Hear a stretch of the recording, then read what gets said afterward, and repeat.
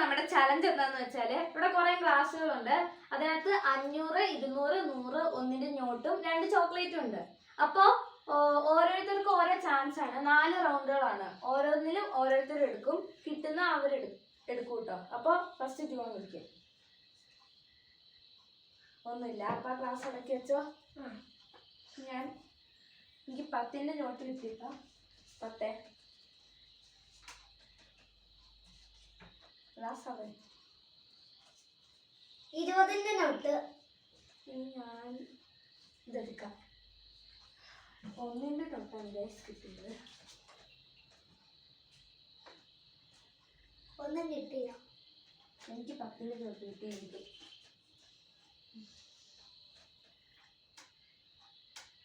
ഇപ്പൊ ഗൈസിന് കട്ടർ കിട്ടി. കട്ടർ എന്താന്ന് വെച്ചാൽ ഒരു പണിഷ്മെന്റ് ആണ്. രാത്രി കിടക്കുന്നതിന് മുമ്പ് 10ന്റെ പട്ടിക ചൊല്ലിക്കെടുപ്പിക്കണം. അതാണ് പണിഷ്മെന്റ്.